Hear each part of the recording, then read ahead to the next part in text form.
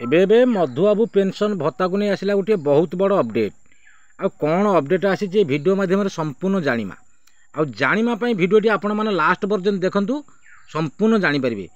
ଯଦି ଆମ ଚ୍ୟାନେଲରେ ନୂଆ କରି ଆସିଛନ୍ତି ଭିଡ଼ିଓଟିରେ ଗୋଟେ ଲାଇକ୍ କରିବେ, ସବସ୍କ୍ରାଇବ୍ କରିବେ। ଚାଲନ୍ତୁ ସମ୍ପୂର୍ଣ୍ଣ ଭିଡ଼ିଓଟି ଆରମ୍ଭ କରିବା।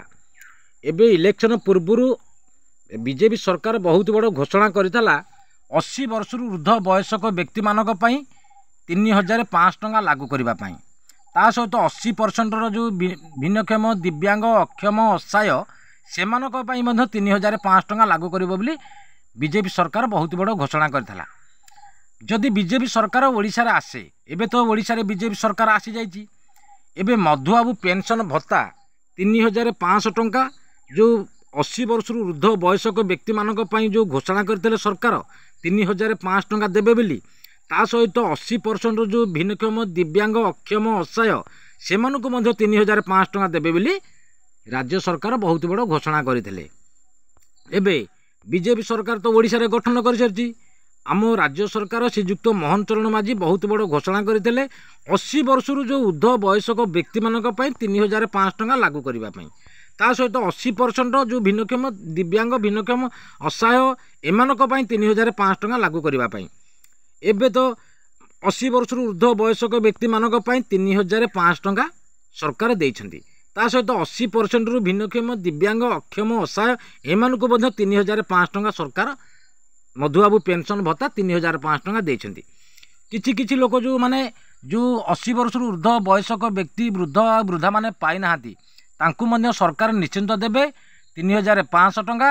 ଯେଉଁ 80 ବର୍ଷରୁ ଉର୍ଦ୍ଧ ବୟସ୍କ ବ୍ୟକ୍ତିମାନେ ଯେଉଁମାନେ ପାଇନାହାନ୍ତି, ଯେଉଁମାନେକୁ ଏପର୍ଯ୍ୟନ୍ତ 3500 ଟଙ୍କା ମିଳିନି, 80 ବର୍ଷରୁ ଉର୍ଦ୍ଧ ଯେଉଁ ବୟସ୍କ ବ୍ୟକ୍ତିମାନେ ପାଇନାହାନ୍ତି, ଯେଉଁ ବୃଦ୍ଧ କି ବୃଦ୍ଧାମାନେ, ସେମାନଙ୍କୁ ନିଶ୍ଚିନ୍ତ ସରକାର 3500 ଟଙ୍କା ଦେବେ। ଆଉ ଯେଉଁମାନେ ଭିନ୍ନକ୍ଷମ, ଦିବ୍ୟାଙ୍ଗ, ଅକ୍ଷମ, ଅସହାୟ ଏମାନେ ଯଦି ତାଙ୍କ ଭିତରୁ କେଉଁମାନେ ବଞ୍ଚିତ ରହିଯାଇଛନ୍ତି, 3500 ଟଙ୍କା ପାଇନାହାନ୍ତି, ସରକାର ମଧ୍ୟ ତାକୁ ମଧ୍ୟ ଆମ ରାଜ୍ୟ ସରକାର ଶ୍ରୀଯୁକ୍ତ ମୋହନ ଚରଣ ମାଝୀ ତାକୁ ମଧ୍ୟ ଦେବେ ବୋଲି ନିଶ୍ଚିନ୍ତ ଦେବେ। ଆଉ ଯେଉଁମାନେ, ଆଉ ବହୁତ ବଡ଼ କଥା ରହିଗଲା, ଯେଉଁ 60 କିମ୍ବା 70 ବୟସର ଯେଉଁ ବୃଦ୍ଧ ବୃଦ୍ଧାମାନଙ୍କୁ, କିନ୍ତୁ ସରକାର ସେମାନଙ୍କ ପାଇଁ ମଧ୍ୟ 3000 ଟଙ୍କା କି 3500 ଟଙ୍କା ଲାଗୁ କରିବା କଥା। କିନ୍ତୁ ଆମ ରାଜ୍ୟ ସରକାର ଏବେ ଇଲେକ୍ସନ୍ ପୂର୍ବରୁ ଯାହା ଘୋଷଣା କରିଥିଲେ ସବୁ ଯୋଜନା ଧୀରେ ଧୀରେ ଲାଗୁ କରୁଛନ୍ତି। କିନ୍ତୁ 80 ବର୍ଷରୁ ଉର୍ଦ୍ଧ ବୟସ୍କ ବ୍ୟକ୍ତିମାନଙ୍କ ପାଇଁ 3500 ଟଙ୍କା ଲାଗୁ କରିଥିଲେ, ତାହା ବି ଏବେ 80 ବର୍ଷରୁ ଉର୍ଦ୍ଧ ବୟସ୍କ ବ୍ୟକ୍ତିମାନଙ୍କ ପାଇଁ ମଧ୍ୟ 3500 ଟଙ୍କା ଦେଇଛନ୍ତି। 80%ରୁ ଯେଉଁମାନେ ଭିନ୍ନକ୍ଷମ, ଦିବ୍ୟାଙ୍ଗ, ଅକ୍ଷମ ଏମାନଙ୍କୁ ମଧ୍ୟ 3500 ଟଙ୍କା ଦେଇଛନ୍ତି। ଯଦି ତାରି ଭିତରେ କେଉଁମାନେ ପାଇନଥିବେ, 80 ବର୍ଷରୁ ଉର୍ଦ୍ଧ ବୟସ୍କ ବ୍ୟକ୍ତିମାନେ 3500 ଟଙ୍କା ପାଇନଥିବେ, ସରକାର ନିଶ୍ଚିନ୍ତ, ଆମ ରାଜ୍ୟ ସରକାର ଶ୍ରୀଯୁକ୍ତ ମୋହନ ଚରଣ ମାଝୀ ନିଶ୍ଚିନ୍ତ ତୁମକୁ 3500 ଟଙ୍କା ନିଶ୍ଚିତ ସେମାନଙ୍କୁ ଦେବେ।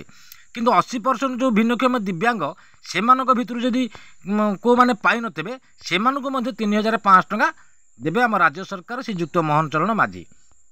କିନ୍ତୁ 60 ବର୍ଷ କିମ୍ବା 70 ବର୍ଷ ଯେଉଁ ବୃଦ୍ଧା କି ବୃଦ୍ଧାମାନଙ୍କ, ସେମାନଙ୍କ ପାଇଁ ମଧ୍ୟ 3000 କି 3500 ଟଙ୍କା ଆମ ରାଜ୍ୟ ସରକାର ଲାଗୁ କରିବା କଥା। କିନ୍ତୁ ସେମାନେ ଯଦି 3000 କି 3500 ଟଙ୍କା ପାଇବେ, କିଛି ନା କିଛି ଉପକୃତ ହେବେ।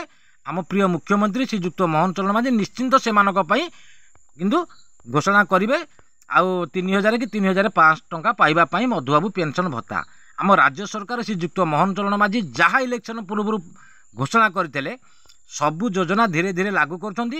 ଆଉ ମଧୁବାବୁ ପେନସନ୍ ଭତ୍ତା ତ ଇଲେକ୍ସନ୍ ପୂର୍ବରୁ ଘୋଷଣା କରିଥିଲେ 80%ରୁ ଯେଉଁମାନେ ଭିନ୍ନକ୍ଷମ, ଦିବ୍ୟାଙ୍ଗ, ଅକ୍ଷମ ଏମାନଙ୍କ ପାଇଁ 3500 ଟଙ୍କା ଲାଗୁ କରିବେ ବୋଲି ଘୋଷଣା କରିଥିଲେ।